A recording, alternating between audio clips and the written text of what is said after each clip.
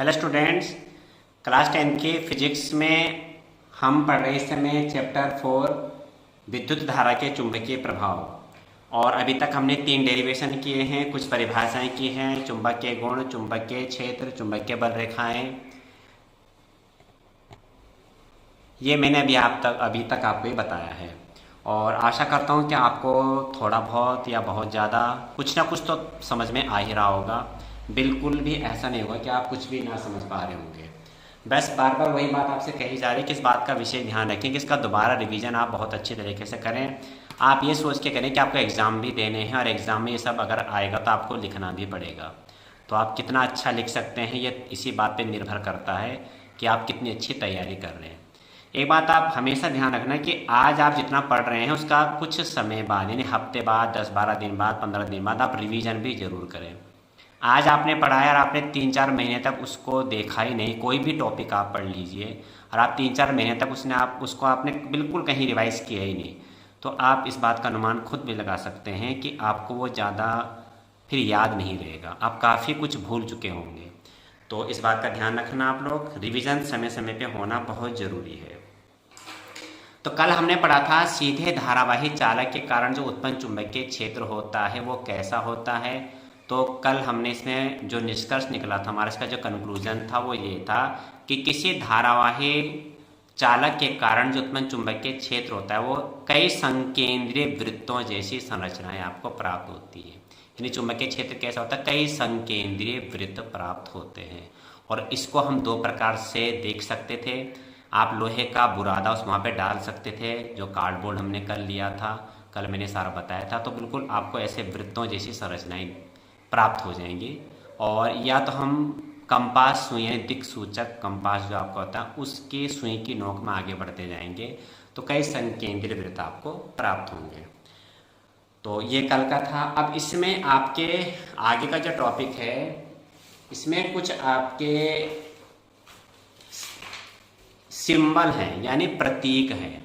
कैसे प्रतीक हैं वो आपको कहीं कहीं पर बनाने होते हैं, तो उनको थोड़ा ध्यान रख लें। कुछ बातें आपको मालूम है, ऐसे कोई कुछ चीज़ें नहीं आ जाएंगी और कुछ आपको अच्छी तरह से मालूम है। जैसे इसमें क्या है, विद्युत परिपथों में विद्युत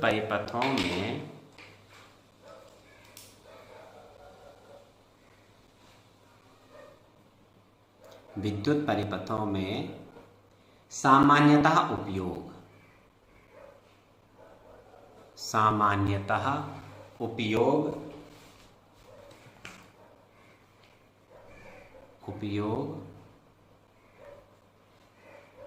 होने वाले कुछ अवयवों के प्रति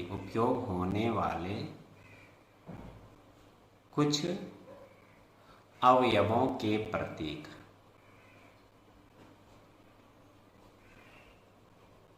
तो ये आप याद रखना, आप इसको बना लेना अपने नोट्स में, इसको आप बना लेना।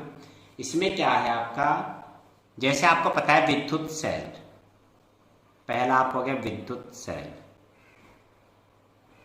तो विद्युत सेल कैसे बनाते हैं हम, एक बड़ी प्लेट ऐसे बनाते हैं और एक छोटी प्लेट ये, और इस तरीके से ये हम इस पे 2 तारे खींच लेते हैं। ये विद्युत सेल का प्रतीक है। ये बड़ी वाली प्लेट प्लस की होती है, छोटी वाली प्लेट माइनस की होती है, और धारा जब भी निकलती है वो प्लस से निकलती है। तो यहाँ एरो भी बना सकते हैं, ये धारा को प्रवाहित करने का एक चिन्ह है एरो, विद्युत सेल। दूसरा आपका है बैटरी, हम बैटरी बोलते हैं। और बैटरी वास्तव में है क्या, सेलों का संयोजन। एक से ज़्यादा सेल लगा दो, एक है तो वो सेल है और इससे ज़्यादा है तो बैटरी होगी। सेलों का संयोजन, तो सेलों का संयोजन कहते हैं। इसको ज़्यादा बना दो, एक, फिर ये दूसरी, फिर इसमें चाहे जितनी बना दो, 3 बनाओ, 4 बनाओ, 5 बनाओ, मैं 3 ही बना रहा हूँ फिलहाल। भाई ये बड़ी प्लेट एक नाप की होनी चाहिए, एक ही साइज़ की बनानी है आपको, और छोटी प्लेट एक ही साइज़ की बनानी है। और ये परिपथ हम इस तरह से पूरा करते हैं। आगे इसमें कुछ ना कुछ जोड़ेंगे, वो अलग है। फिलहाल आपको ये सिंबल बताए जा रहे हैं। बड़ी प्लेट प्लस की ही होगी, छोटी प्लेट माइनस की होगी, और ये विद्युत बैटरी हो गई। समझ गए होंगे आप ये। तीसरा आपका है यह खुला या खुली प्लग कुंजी, खुली प्लग कुंजी। ठीक, खुली प्लग कुंजी। अब प्लग कुंजी अगर खुली है तो जिसे हम स्विच बोलते हैं, आपको ये बात बताई है पहले, लिखाई मैंने कहीं नहीं पर मैंने कई बार बोला है कि जिसे हम स्विच कहते हैं, सबके घर में स्विच होते हैं, हम कहते हैं स्विच ऑन कर दो, तो कुंजी में स्विच क्या कर दो, स्विच ऑन, कुंजी बंद कर दो। ठीक है ना, खुला प्लग कुंजी, अथवा इसे हम बोलते हैं क्या, प्लग कुंजी खुली है यानी स्विच क्या है, बंद स्विच। ये उल्टा है, इसमें स्विच बंद है। ठीक, इसको हम बनाते हैं इस तरीके से, ये इस तरीके से बनाते हैं। प्लग कुंजी खुली है यानी स्विच बंद है, और बंद प्लग कुंजी अथवा खुला हुआ स्विच। ठीक, तो स्विच में तो हम कहते हैं स्विच खोल दो भाई उसका बल्ब का स्विच खोलना, पंखे का स्विच खोलना, तो स्विच खोलना बोलते हैं, या वैसे तो इंग्लिश में तो ऑन करना बोलते हैं, पर वैसे जनरली क्या होता है, स्विच खोल दो भाई। अगर कुछ ऐसे बात हम बोलते हैं कि बल्ब का स्विच खोलना, ज़रा अंधेरा हो गया, बल्ब का स्विच खोलना। और भौतिक विज्ञान की भाषा में प्लग कुंजी बंद करना, कुंजी बंद यानी स्विच खुला हुआ, कुंजी खुली हुई यानी प्लग स्विच बंद। ठीक, ये हो गया दूसरा। चौथा इसमें आपका है, चौथा क्या है, बंद प्लग कुंजी। यहां बंद मैंने ब्रैकेट में लिखा था, बंद प्लग कुंजी यानी खुला स्विच, बंद है तो खुला स्विच है। ये कैसे बनाया जाता है, इसको ऐसे बनाते हैं, बीच में थोड़ा डार्क सा सर्कल बना देंगे, ये इस तरीके से, ये ठीक। तो ध्यान रखना, बिल्कुल सिंपल जो बना रहा हूं मैं। इसके बाद आपकी है तार की संधि, यानी दो तार जहां ज्वाइंट हो रहे हैं, तार संधि, दो तार अगर ज्वाइंट हो रहे हैं, ये आगे भी आपके 11th-12th में आएंगे इस तरीके से। ये तार संधि, यहाँ पे तार जुड़ गए, या ऐसे भी हो सकते हैं, ये जुड़ करके आगे चले गए, ये दोनों आप इसको ऐसा कहते, तार जुड़े हैं मतलब यहाँ पे ज्वाइंट है ये। ठीक, छठा आपका क्या है, बिना तार संधि, बिना संधि के तार, बिना संधि के तार, इसे बोलते हैं तार क्रॉसिंग, यानी यहाँ पे तो तार ज्वाइंट है, और जब तार आपको ज्वाइंट ना करने हो तो हम ऐसे बनाते हैं, ध्यान रखना। इंटर में जब आप आएंगे 11th-12th में बहुत आपको मिलेंगे, खास करके विद्युत वाले पार्ट में, इस तरीके से। ठीक, विद्युत बल्ब आप जानते ही हैं, विद्युत बल्ब, विद्युत बल्ब, ये क्या हो गया आपका, इस तरीके से ये बनाते हैं। ठीक, वैसे बल्ब अच्छे तरह से बनाया नहीं जाता, तो इसको सिंपल हम ऐसे बनाते हैं। प्रतिरोध, प्रतिरोधक या प्रतिरोध, प्रतिरोधक कैसे बनाते हैं, इस तरीके से कई बार हम बना चुके हैं, ये हो गया। ठीक, परिवर्ती प्रतिरोधक, परिवर्ती प्रतिरोधक या धारा नियंत्रक भी कहते हैं, ये मैं आपको लिखा चुका हूँ विद्युत वाले पाठ में। इसको कैसे बनाते हैं, ऐसे हम पहले प्रतिरोध बनाते हैं और इस तरीके से ये खींच देते हैं। ठीक, ये बनाते हैं। इसके बाद आपका अमीटर, अमीटर मैं फिर बता रहा हूँ, अमीटर विद्युत धारा को मापता है और ये हमेशा श्रेणी क्रम में जोड़ा जाता है, अमीटर। ठीक है, धारा को नापता है, इसको हम ए लिखते हैं। इसमें भी प्लस होता है माइनस होता है, प्लस वाला बैटरी के प्लस से जुड़ता है, माइनस वाला बैटरी के माइनस वाले टर्मिनल से जुड़ेगा। और आपका अगला है वोल्टमीटर। तो ये कोई नई बात नहीं, कुछ कुछ आपने इसमें नहीं देखे होंगे। वोल्टमीटर आपका इसमें वी होता है ये, और इसमें भी आपके प्लस माइनस होते हैं। तो ये थोड़ी मामूली सी जानकारी थी, आप इसको बना लेना, सबको याद रखना है आपने। ठीक, तो ये कुछ विद्युत से संबंधित सिंबल थे, इनको आप अच्छी तरह से याद कर लेना, बना लेना, पता होना चाहिए कि इसका सिंबल क्या है। अब अगला टॉपिक आता है हमारा। अगला टॉपिक आपका क्या है कि अब हम क्या कर रहे हैं, देखो एक बार फिर आपको मैं हल्का सा रिवाइज करवा देता हूँ। आपको सारी चीज़ें अगर एक साथ में ध्यान रहेंगी तो आपको समझ अच्छी तरह समझ में आ रहा है सब कुछ। अभी तक हम क्या कर रहे हैं, जो डेरिवेशन में कर रहे हैं कि चुंबकीय क्षेत्र कैसा कैसा उत्पन्न होगा जबकि हम तार की आकृति बदलते जा रहे हैं हर बार। भाई मैं फिर रिवाइज कर रहा हूँ। सबसे पहले हमने क्या ली थी, धारावाही परिनालिका ली थी, एक परिनालिका ली थी, इस पर हमने तार के लपेटे दिए थे इस तरीके से, और हमने इसमें धारा प्रवाहित की थी,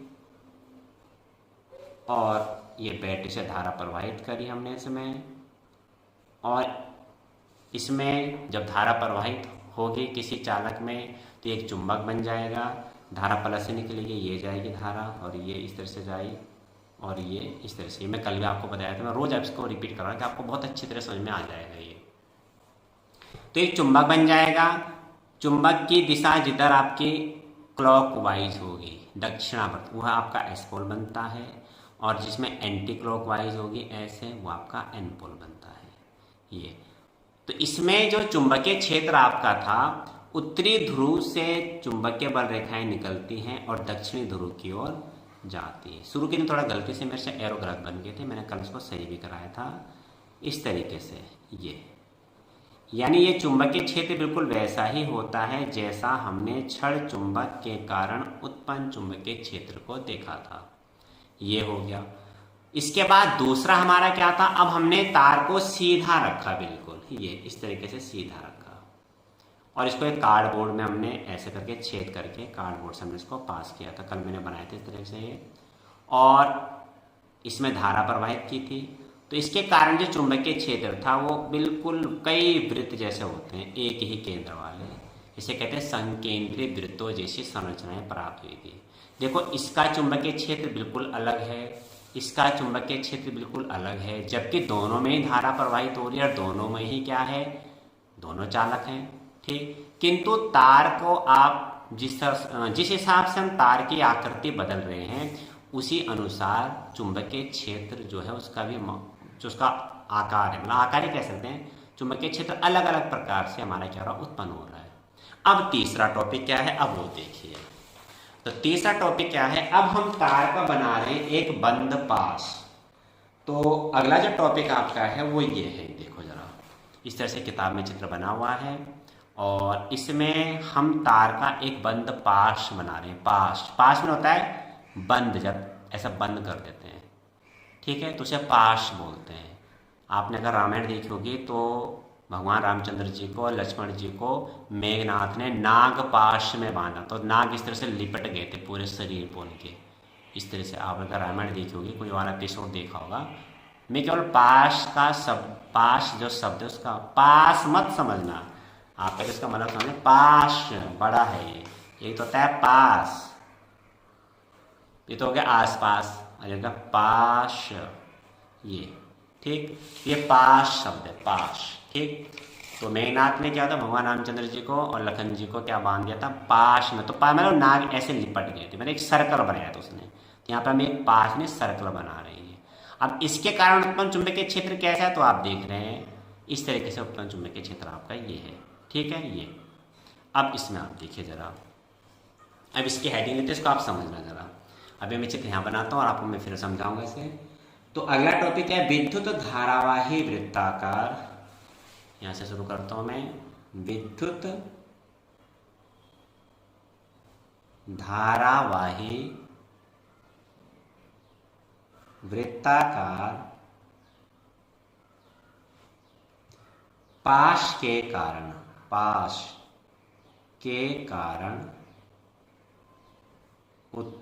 चुंबकीय क्षेत्र। तो ये 3 टॉपिक है, बिल्कुल अच्छी तरह से पढ़ लेना, समझ लेना, याद कर लेना और लिख लेना। चुंबकीय क्षेत्र, तो हम क्या करते हैं इसमें, यहाँ चित्र बना रहा हूँ इसका मैं, हम एक तार लेते हैं इस तरीके से, चित्र अच्छा बने तो ज़्यादा अच्छा लगता है, और इसको हमने इस तरह से पास में वृत्त बना दिया, इस तरीके से ये बना दिया, ये हो गया। ठीक, अब ज़्यादा बड़ा नहीं बना सकता, कैमरे में आना भी चाहिए, आपको दिखना भी चाहिए उतना। और इसमें जो धारा की दिशा है वो धारा की दिशा आपकी है क्लॉकवाइज, ठीक है। और इसमें जो चुंबकीय क्षेत्र होगा, देखो जो इस पास के बिल्कुल केंद्र में, जो पास के केंद्र में होगा वो बिल्कुल एक सीधी रेखा होगी, पास यानी वृत्त हो गई, और इसका ये एन पोल होगा और ये एस पोल होगा। पास के केंद्र से गुजरने वाला चुंबकीय क्षेत्र एक सरल रेखा होती है, और इस रेखा के ऊपर और नीचे जो चुंबकीय क्षेत्र होता है वह कई संकेंद्रीय वृत्त बनते हैं, यानी इस तरीके से बनेंगे संकेंद्रीय वृत्त, इस तरीके से। ये अब ये भी बहुत बड़े बड़े वृत्त हैं, अब इतना कागज नहीं यार, बड़ा होता तो आपको इतना दिखाई भी नहीं देता कैमरे में, लेकिन ये वृत्त है, पूरे बड़े बड़े वृत्त है ये, इस तरीके से। अब ये कुछ वृत्त यहाँ बना के हम दिखा भी सकते हैं, ये इस तरीके से ये वृत्त बनेंगे, ये इस तरीके से। इनमें जो धारा की दिशा है यानी ये है, इसके चुंबकीय क्षेत्र की दिशा ये, और इस रेखा के नीचे की ओर भी जो चुंबकीय क्षेत्र है वह भी कई संकेंद्रीय वृत्तों जैसी संरचनाएं हैं। यहाँ पे कुछ आपको ऐसे वृत्त बना के यहाँ दिखा दो, कुछ वृत्त बना के इस तरीके से, ये ठीक। और इसमें जो चुंबकीय क्षेत्र की दिशा ये है, मतलब चुंबकीय क्षेत्र की दिशा का मतलब ये एन से चुंबकीय बल रेखाएं निकल रही हैं और ये एस की ओर आ रही है, यानी इसका एन पोल इधर वाला, ये जो पूरा चुंबकीय क्षेत्र है ये पूरा चुंबक बन गया समय, ये इसका एन पोल बन गया, इधर का ये सीधा एन पोल बन गया, इधर ये एस पोल बन गया। तो ये एन से चुंबकीय बल रेखा निकलती है और एस की ओर जाती है, ये एन से निकल रही है चुंबकीय बल रेखा एस की ओर जा रही है, ठीक है। ये हो गया इसमें। और इसमें जो धारा की दिशा है वो देखो बनेगी आपकी ये बनेगी धारा की दिशा, ये आपकी कैसे बनी, एंटी क्लॉकवाइज, ये ठीक, ये है धारा की दिशा। तो धारा की दिशा चेंज कर देंगे अगर इसमें हम, तो फिर ये एस बन जाएगा और ये एन बन जाएगा। धारा की दिशा चेंज करने पर पोल चेंज हो जाएंगे इसमें। तो कुल मिला के एक शब्दों में, अगर एक सेंटेंस में अगर आप समझें तो हम इसमें क्या समझ सकते हैं कि बंद वृत्ताकार पास के कारण जो उत्पन्न चुंबकीय क्षेत्र होता है, पास के केंद्र पर एक सरल रेखा होती है और इस सरल रेखा के दोनों ओर कई संकेंद्रीय वृत्तों जैसी संरचनाएं इस पास के कारण उत्पन्न चुंबकीय क्षेत्र होता है, ठीक। अब इसको हम लिखते हैं, देखो जरा इसमें ऐसे लिखना शुरू करता हूँ मैं। अब जितनी बातें बोली हैं लिखने में तो काफ़ी ज़्यादा आते हैं, लेकिन समझने के लिए बहुत ऐसा ज़्यादा लंबा चौड़ा टॉपिक नहीं है। तो यदि किसी वृत्ताकार चालक में, यदि किसी वृत्ताकार चालक में विद्युत धारा प्रवाहित करें, विद्युत धारा प्रवाहित करें तो इस वृत्ताकार धारावाही चालक के कारण, तो इस वृत्ताकार धारावाही चालक के कारण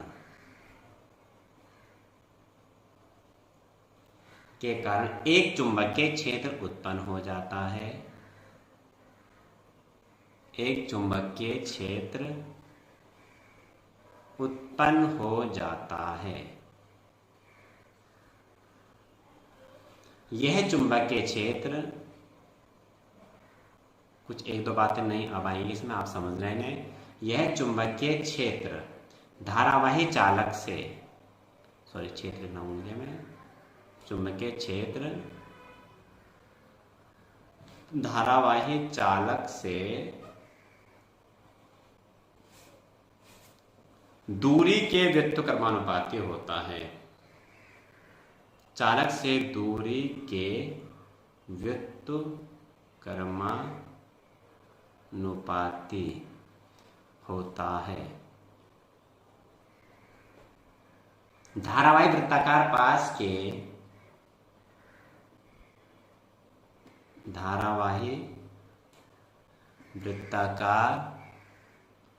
पाश के केंद्र पर चुंबकीय क्षेत्र, जैसे मैंने आपको बताया था, केंद्र पर चुंबकीय क्षेत्र, अब यहां लिखता हूं मैं, चुंबकीय क्षेत्र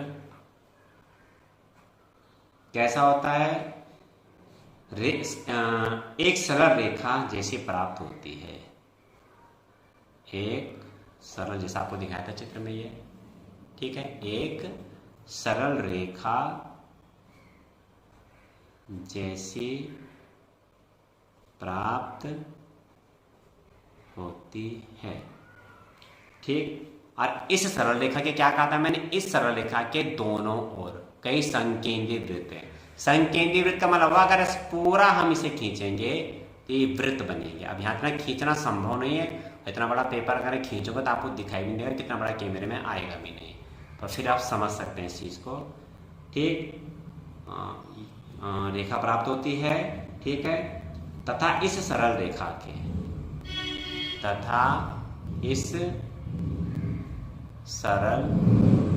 रेखा के दोनों ओर चुंबकीय क्षेत्र रेखाएं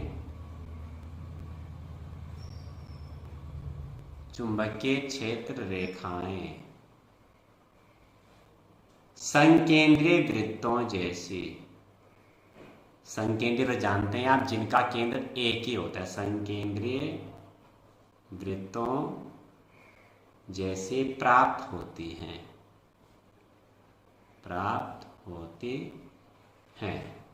इस चालक के किसी बिंदु पर चुंबकीय क्षेत्र, इस चालक के किसी बिंदु पर उत्पन्न चुंबकीय क्षेत्र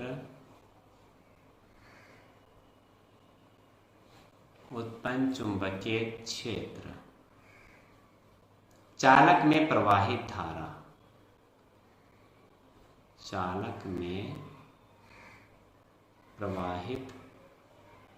धारा के मान के तथा तार के फेरों की संख्या के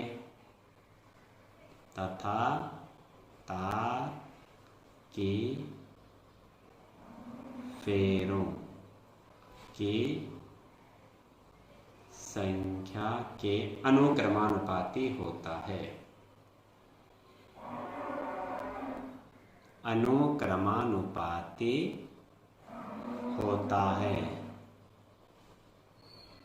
ठीक, इसका मतलब समझ गए। इसका मतलब ये हुआ कि अगर हम धारा का मान बढ़ाएंगे, इसमें जो धारा बह रही है, हम धारा का मान अगर बढ़ाएंगे तो चुंबकीय क्षेत्र और अधिक प्रबल और शक्तिशाली चुंबकीय क्षेत्र उत्पन्न होगा। और यदि हम तार के, जैसे तो एक ही तार है माना, अब ऐसे हम बहुत सारे तार के लपेटे ले लें, एक तार को कई बार लपेट दिया हमने ऐसे करके, जैसे आप देखते हैं पंखे के वाइंडिंग में, तो भी इसका चुंबकीय क्षेत्र और अधिक शक्तिशाली उत्पन्न होगा। तो दोनों ही चीज़ों के, दोनों मतलब इसमें प्रवाहित धारा के मान के और तार के फेरों की संख्या के, दोनों के मान के अनुक्रमानुपाती होता है क्या, इस चालक के कारण उत्पन्न चुंबकीय क्षेत्र। ठीक है, ये आपको मैंने बताया बंद वृत्ताकार पाश के कारण उत्पन्न चुंबकीय क्षेत्र, ये मैंने आपको करा दिया। अब एक हल्का सा नियम लिखाता हूँ, उसके बाद आपका आज क्लास खत्म हो जाएगी। तो नियम क्या है, आपके 3 नियम हैं। एक तो दाएं हाथ के अंगूठे का नियम, एक फ्लेमिंग के बाएं हाथ का नियम और एक फ्लेमिंग के दाएं हाथ का नियम। तो आप इसे लिख लीजिए, पहले समझ लीजिए। आपके इसमें 3 मात्रक हैं, आपके 3 क्या क्या, चुंबकीय क्षेत्र, विद्युत धारा, चालक पर लगने वाला बल। क्या कहा मैंने, चुंबकीय क्षेत्र, विद्युत धारा, चालक पर लगने वाला बल। तो तीनों की दिशा को नापने के लिए, दिशा ज्ञात करने के लिए ये तीनों ही आपकी सदिश राशियां हैं और तीनों की दिशा ज्ञात करने के लिए 3 नियम हैं इसमें। तो एक नियम लिखा रहा हूँ, बड़ा छोटा सा नियम है, इसे आप देख लीजिए। तो क्या है, दाएं हाथ के अंगूठे का नियम। दाएं हाथ के अंगूठे का नियम, और इसको शुद्ध हिंदी में कहते हैं दक्षिण हस्त अंगुष्ठ नियम।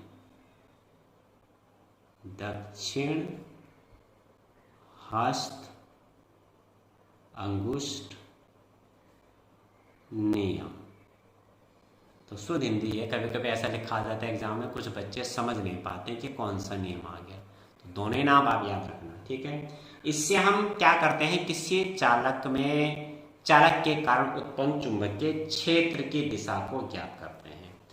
तो क्षेत्र की दिशा को ज्ञात करने के लिए हम क्या करते हैं, देखो बहुत सिंपल है, आप वैसे भी याद कर सकते हैं। जैसे माना ये पेन है, ये चालक है, आप इसे चालक समझ रहे हैं, और चालक मतलब तार, इसमें धारा प्रवाहित हो रही है।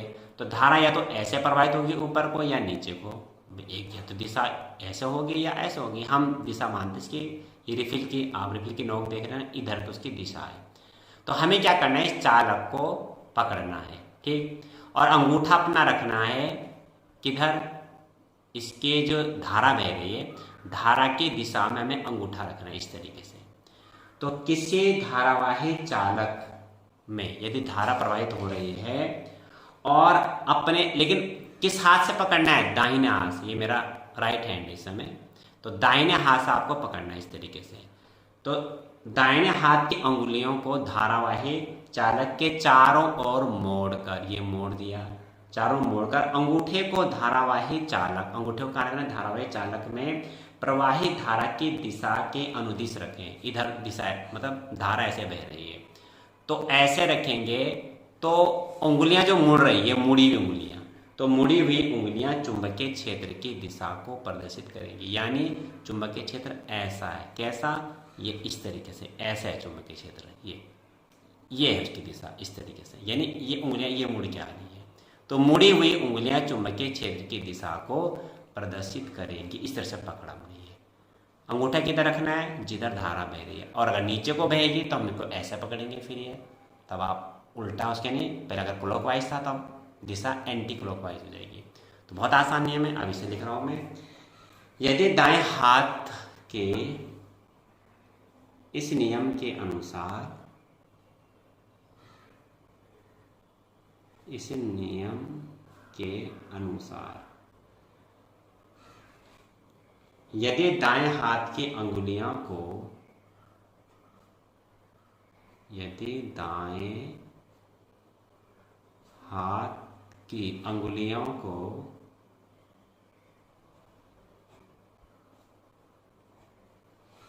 धारावाही चालक के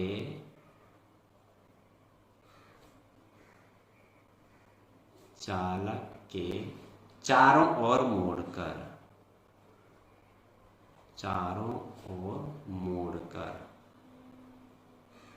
अंगूठे को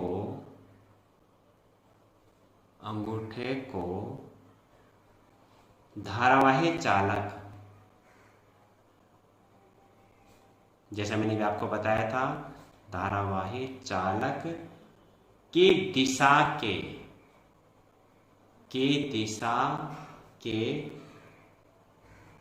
अनुदिश रखें।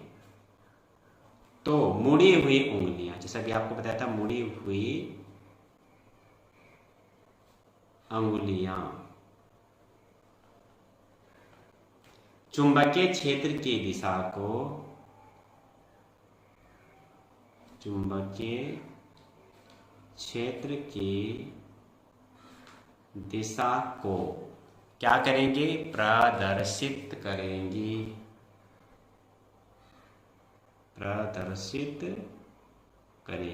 बहुत आसान नियम है। चित्र बना देंगे तो बहुत अच्छी बात है। आपको एक तार बनाना है इस तरीके से, इसमें धारा की दिशा ऊपर को दिखा देनी है, और इस तरीके से, मेरी कला इतनी अच्छी नहीं है पर मैं फिर भी कोशिश कर रही हूँ। अंगूठा बन गया इस तरीके से, और अंगूठे में आपका क्या बनेगा, थोड़ा कोशिश करता हूँ किताब से देख के बना लूँ। और ये अंगूठा बन गया और ये उंगलियां मोड़ दी हमने, ये इस तरीके से बना देंगे तो ज़रा अच्छा लगेगा। ये इस तरीके से ये उंगलियां मोड़ दी और ये हाथ आ गया इस तरीके से, ये इस तरह इतना अच्छा नहीं बना, लेकिन आप फिर भी आप ये अंगूठा है ये, ठीक है, ये अंगूठा बन गया इस तरह से। बनानी तो पेन से मिटा नहीं पाएंगे, गलत हो जाएगा। ये हो गया ठीक। तो ये धारा की दिशा होगी, चालक में प्रवाहित।